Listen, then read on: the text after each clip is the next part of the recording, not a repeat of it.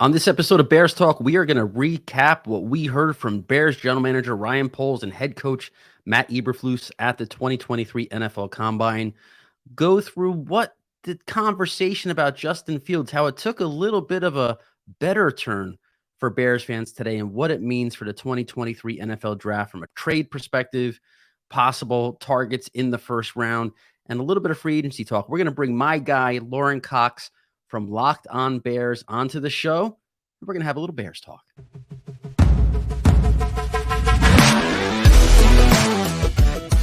We're going to be an effort-based team.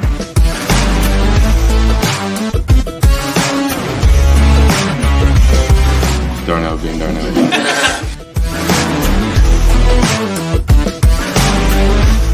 Love playing football. Ready to open this thing up. Let them know that we're coming.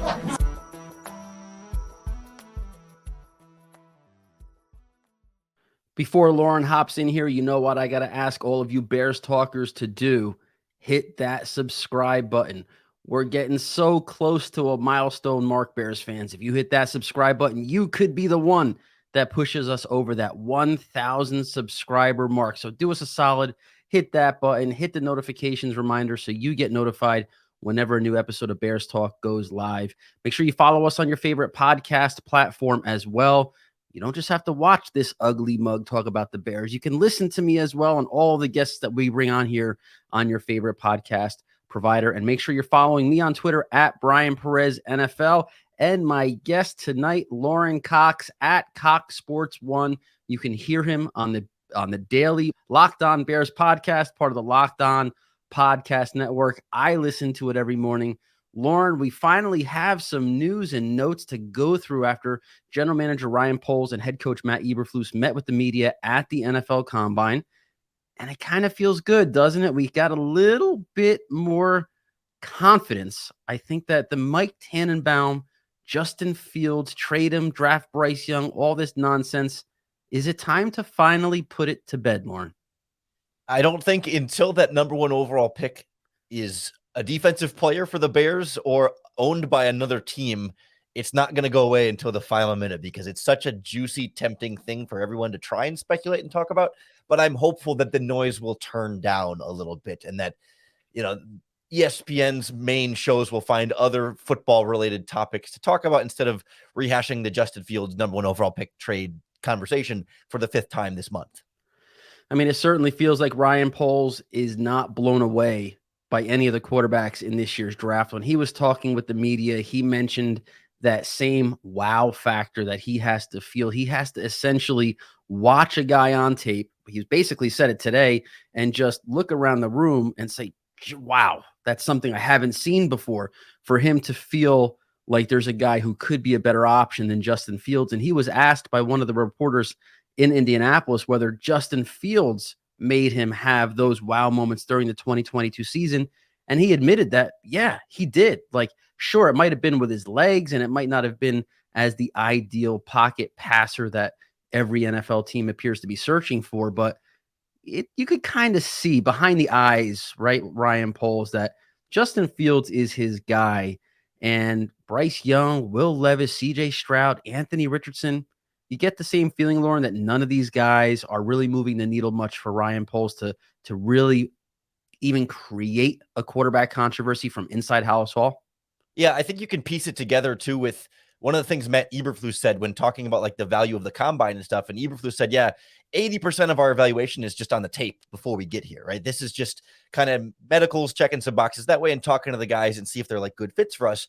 But the majority of the decision we're going to make is based on the tape that we've already seen them play up to this point in the college season. So like Ryan Poles has already, not that he's watched every prospect in the draft, but I can be certain that his scouts and a lot of his front office has watched these quarterbacks extensively throughout the season and probably has filled out about 80% of that evaluation at this point, and still is talking about a guy that we're going to do our due diligence. He's going to wait till he's at 100% on those evaluations before he completely writes them off. But I think he would kind of know by now if one of those quarterbacks was going to be his guy. And given that they have the number one overall pick, there's no reason to really hide who they might want with that pick. I mean, other than potential trade options, which is what they're doing right now and why they're being coy about what they want to do with that pick. But if they were all in on one of these quarterbacks, we would probably know about it by this point, and they wouldn't have any reason to kind of talk around it. So I agree. I think that they've given us all the hints we need to know that, yeah, this quarterback class not really giving them that answer that they were looking for.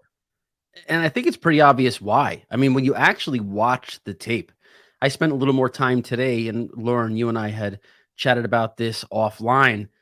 I watched more Bryce Young today, and even though I had a pretty good feel for what he was as a prospect coming into combine week, I spent more time watching because there was a moment today, Lauren. I don't know what it was or why it happened, but when I heard Ryan Poles talking about the quarterback situation, doing their due diligence, it kind of just struck me.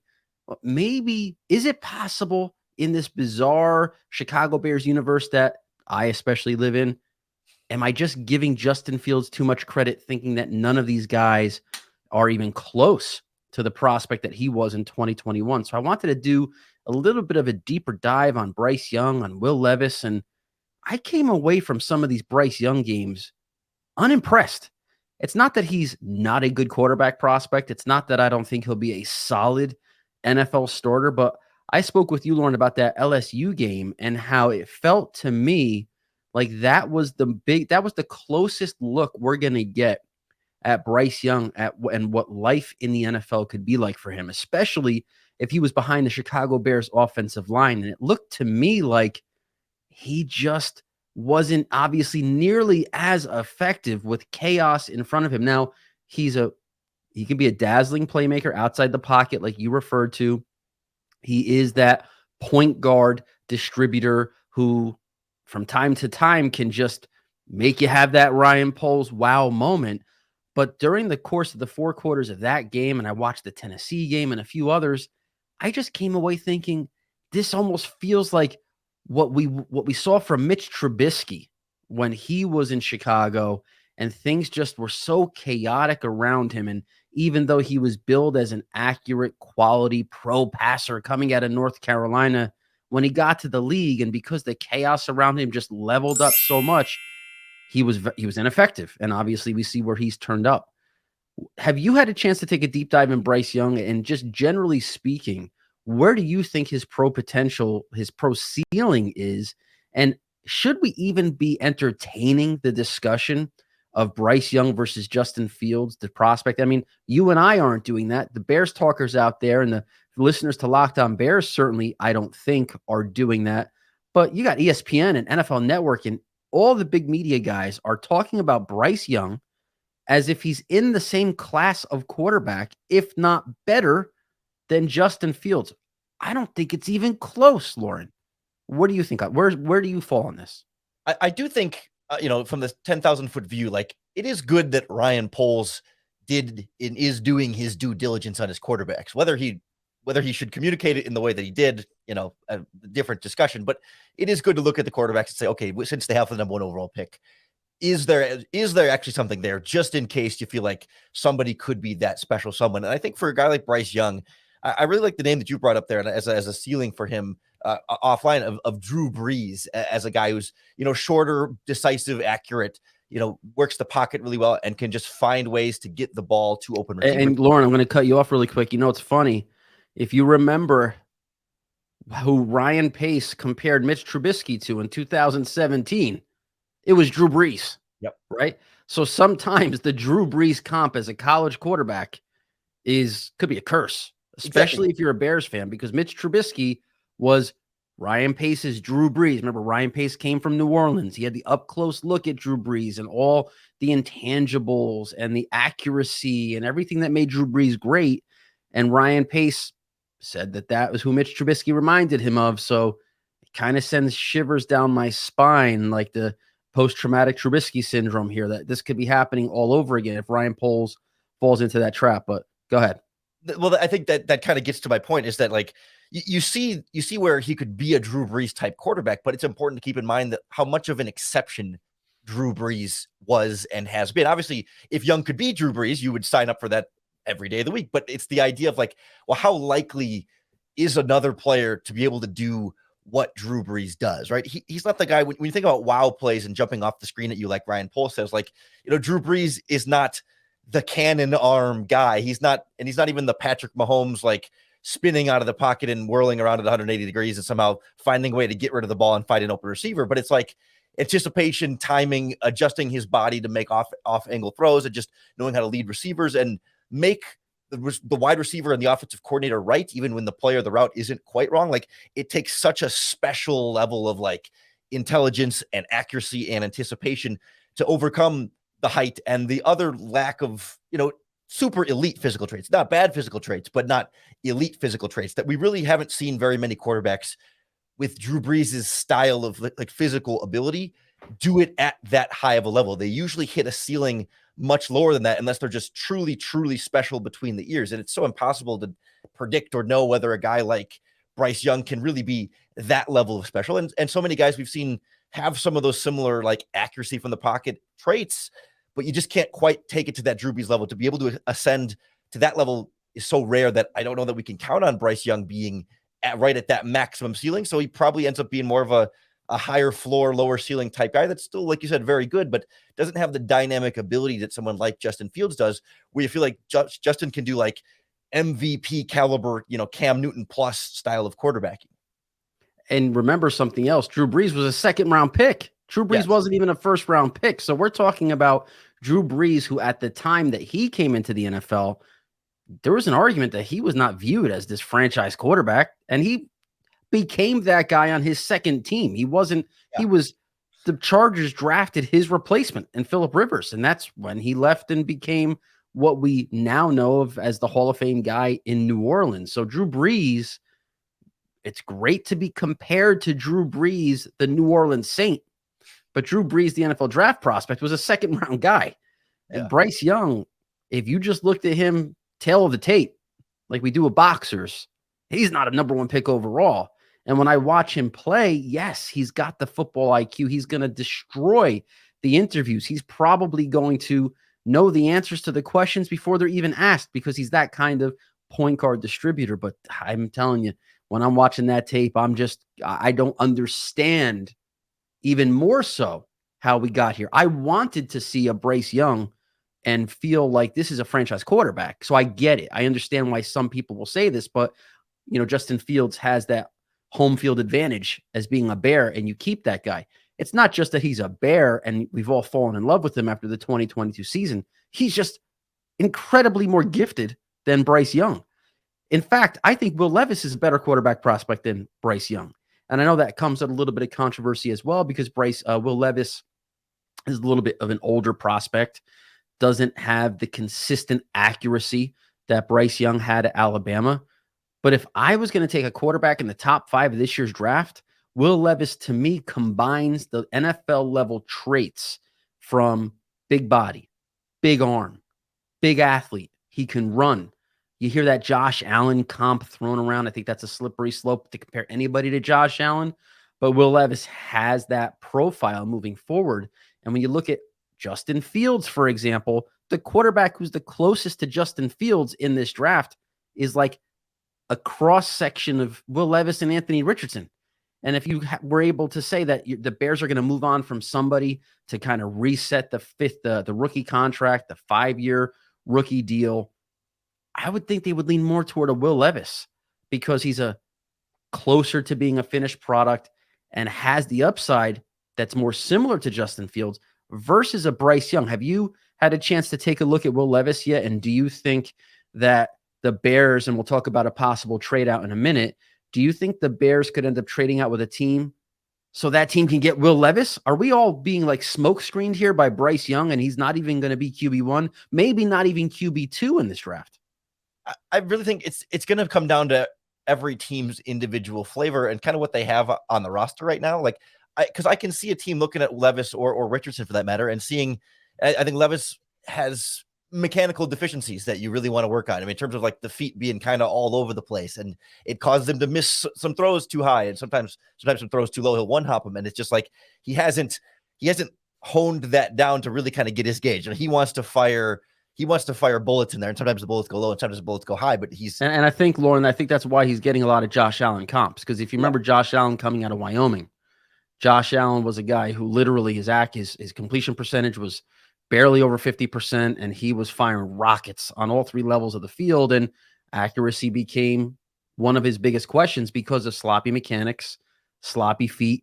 And it was something that he focused on going into it before his breakout season. From the waist down is what he focused most on. And as you're talking about these mechanics, you make that slight tweak, you can go from a guy who's spraying the ball all over the field to a potential MVP. So I think that's also part of the root of these Josh Allen comps.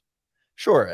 So for me, it depends on the team that's trading up. Am I a team that's trading up that needs to start this quarterback year one, week one? Because I don't have anybody else. Like Levis and to some extent Richardson are guys that ideally, you'd set them behind a Jimmy Garoppolo, depending on where he ends up going, or Derek Carr, or some of these other teams in free agency that might want a quarterback, but might also have some sort of veteran or some sort of option or some sort of competition in place, so that you don't have to start the guy. You can maybe give him a chance to start or compete to start.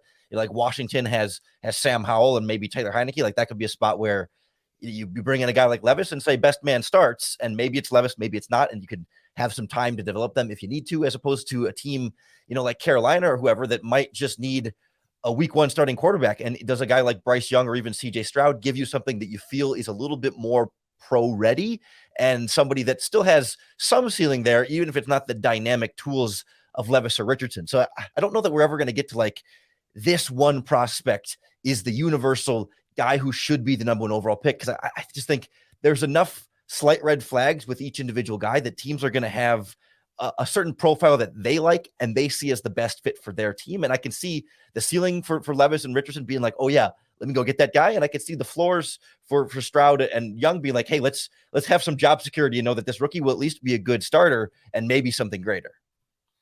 And that, Lorin, is why the Bears are in the best position possible, because without the consensus top quarterback, but there's 3 or 4 that maybe all warrant consideration to be the top quarterback, you're going to have war rooms, general managers that fall in love with their guy, the Will Levis contingent, the Bryce Young contingent, the Anthony Richardson, CJ Stroud contingent. And it's going to be a big game of chicken. They're not going to want to miss out on their guy, because if you like Will Levis, you probably don't really love Bryce Young. And if you love Bryce Young, you probably really don't like Anthony Richardson. So it's not like a draft class where you're going to be able to sit at 3 and say, I'll take whoever falls to me, because these are all guys cut from the same cloth. They're all graded high. They're all 6'3", 220, big arms who can run. Maybe one has a slightly higher grade, but I'd be fine taking the third guy on my list and not sacrificing future picks because they're the same kind of guy. They're going to fit our system. These are different flavors of quarterback. So a team can't sit there at 4 like the Indianapolis Colts if they want Will Levis, because they can't just assume Bryce Young is going to be the first guy on Houston's big board, or a team that jumps them maybe to the Cardinals at 3 are going to like Anthony Richardson more. The grades are going to be all over the place. So that's going to cause teams to get nervous, anxious, and want to control their destiny. They're going to want to get their guy.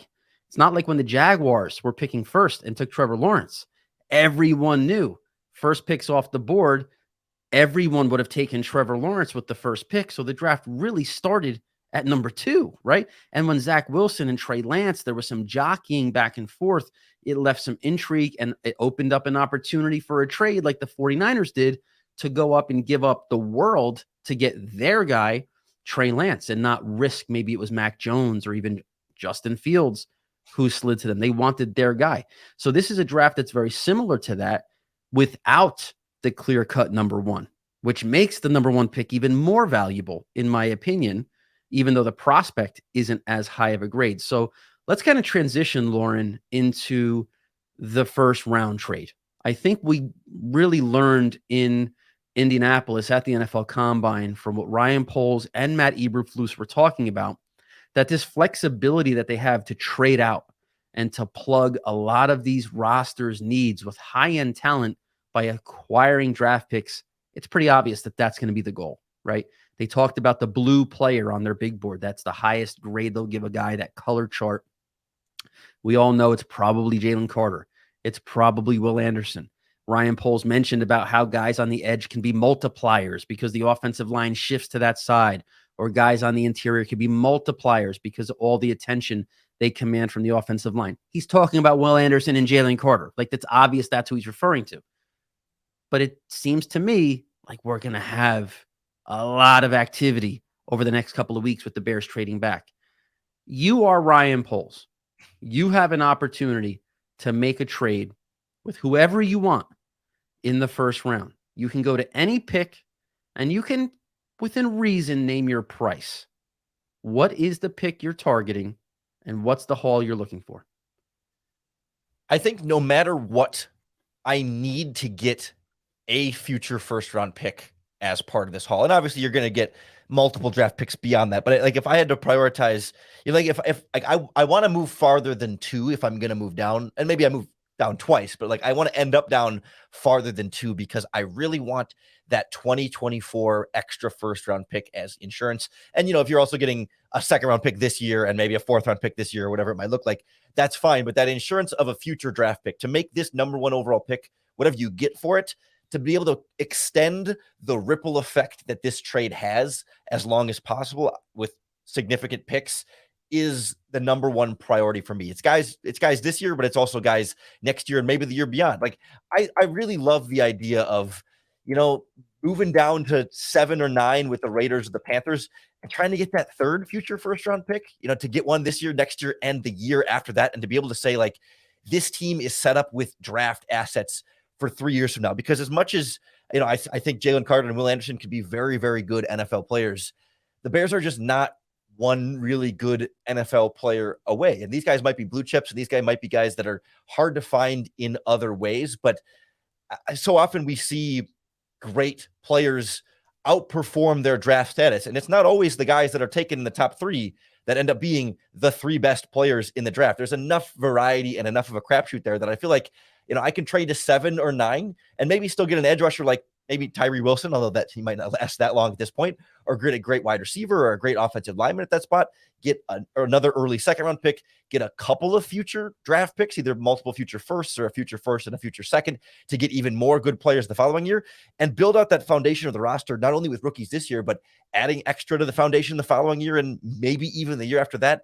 That's what feels like the most ideal for me, because I can still get a very, very good player, even if it's not the very top of the draft player, and add so many other swings at the NFL draft lottery tickets that I might be able to hit a jackpot on more than one of them.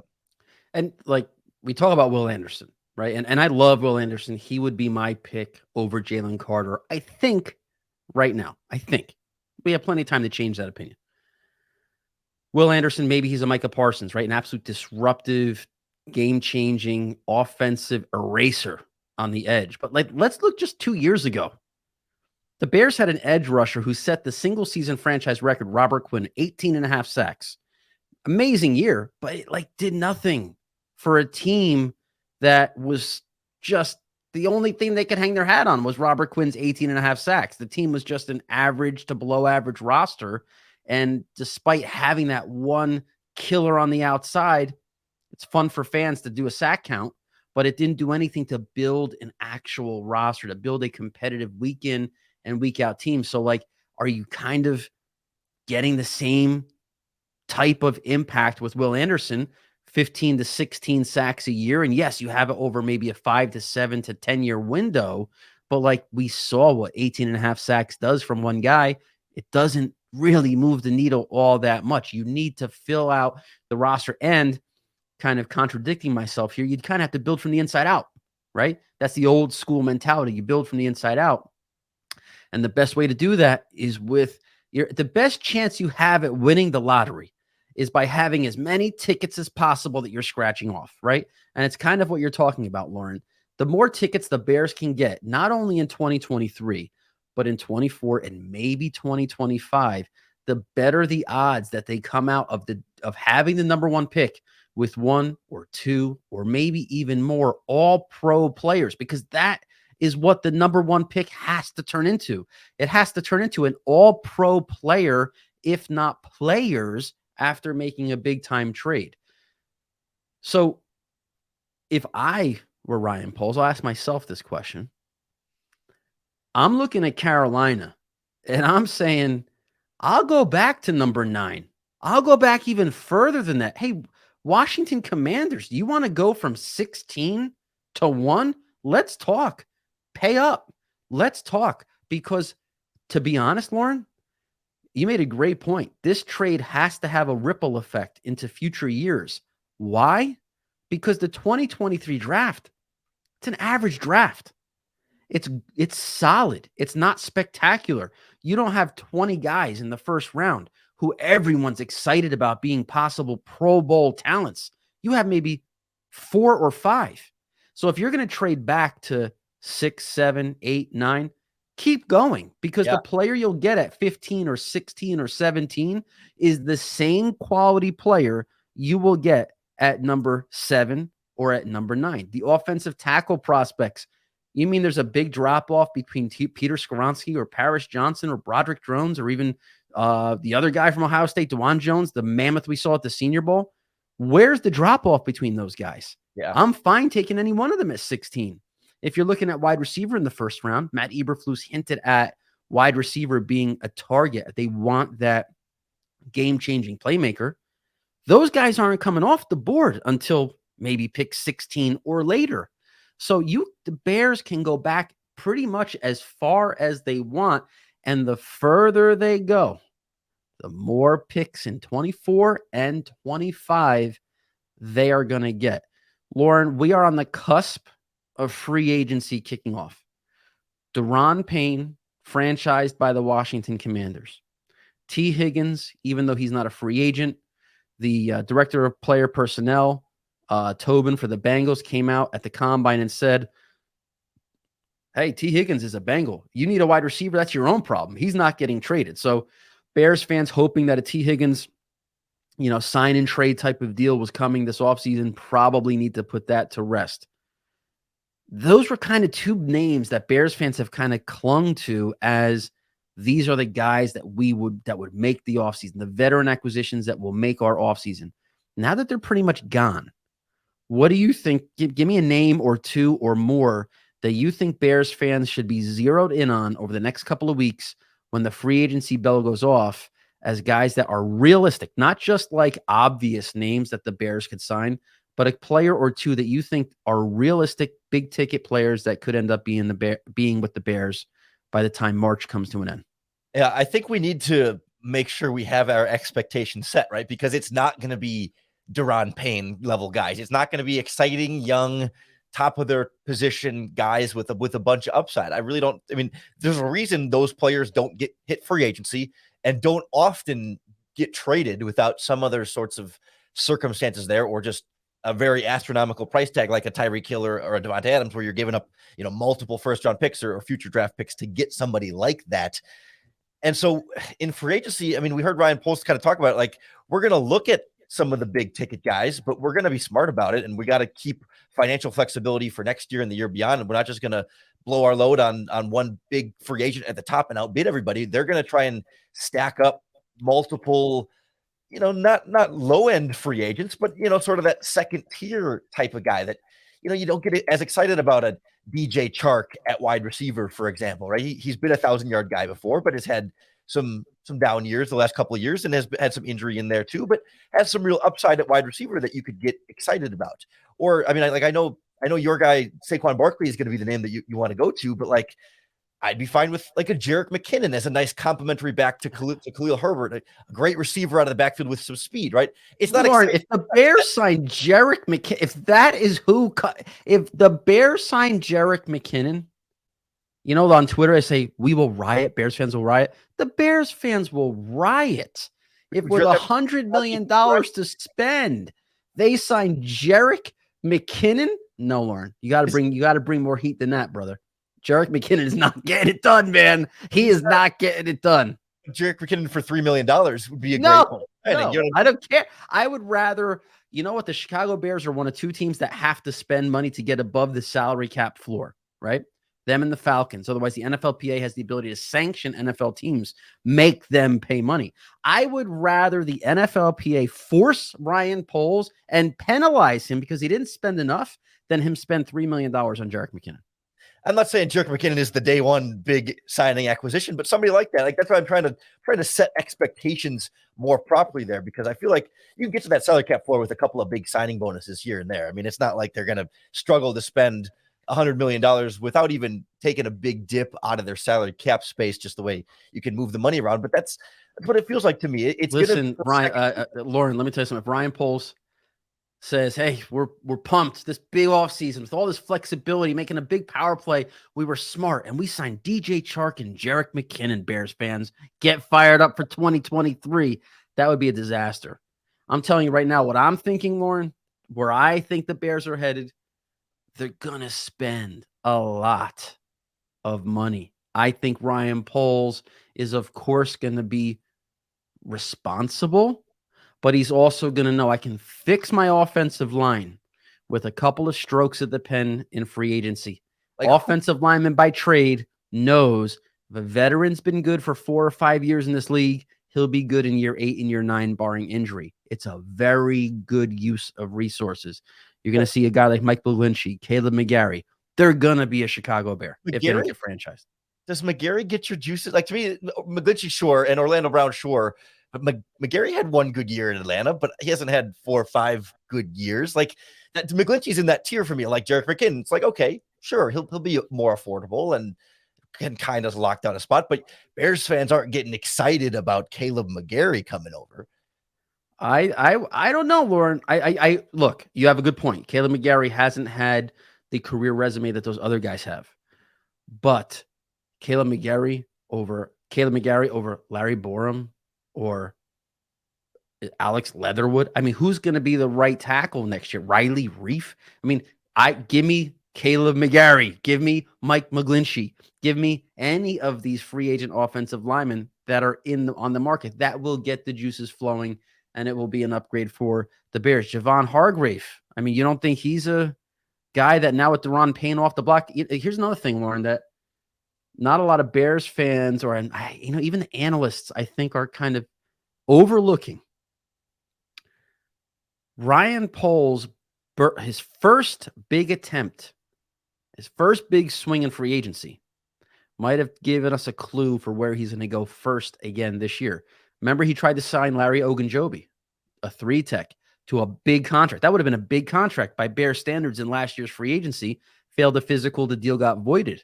But the first order of business that Ryan Poles tried to address last year, newly minted general manager of the Bears, was to get that 3 technique for Matt Eberflus.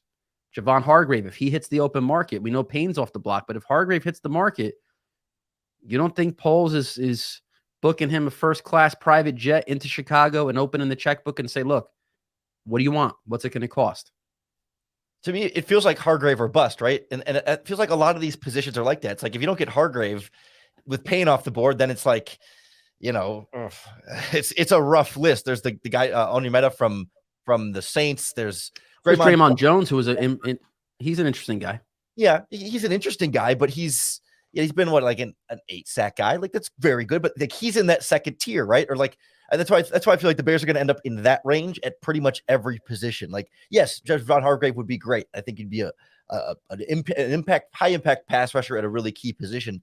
But I don't know if they're going to want to spend top dollar on a 30-year-old player at this stage, or if you get, your offseason is Draymond Jones, Caleb McGarry, and DJ Chark. Like, those are all good but not great players, and that's what it feels like it's going to be to me. They get the money spent on all these like second-tier guys because there's just not a lot of big-time, exciting first-tier players at big position and needs, and you're not going to land all of them. Maybe you get one of them, and then from there, it's probably kind of filling in the gaps with these players that are nice, but not like get you fired up fan base style. And it's also why it could be important. Ryan Poles gave a little hint that if they do trade the number 1 pick, it could happen pretty soon, right? It could happen soon after the combine to put them in a position to stockpile those draft picks and to then make possibly a trade to acquire a veteran at a position of need that otherwise would hit free agency a year from now.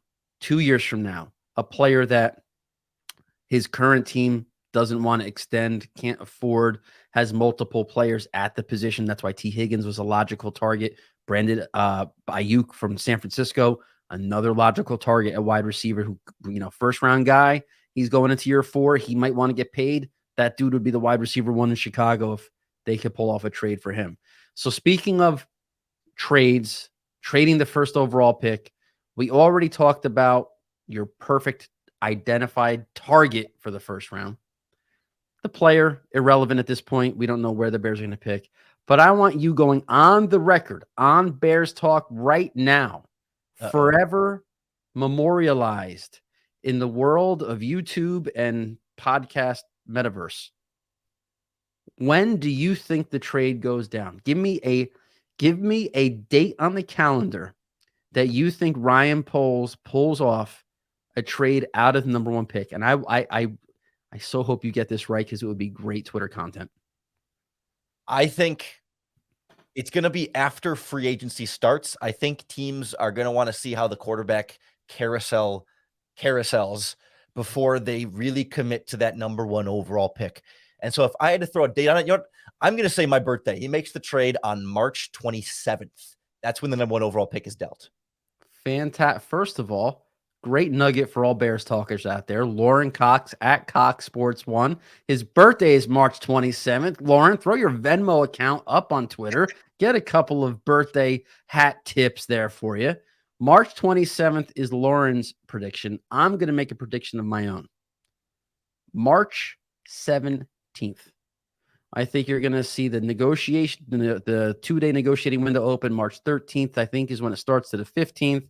You're going to have that first 48 hours of free agency. Not every big name guy is going to be signed, but then boom, the big nugget of information is going to be the trade. I think if my memory serves me correctly, I think it was around that timeline when the Bears traded for Brandon Marshall, and he came in like a day or 2 into free agency. The big move was the trade for Brandon Marshall. So I think you could see the Bears trade the pick around that time.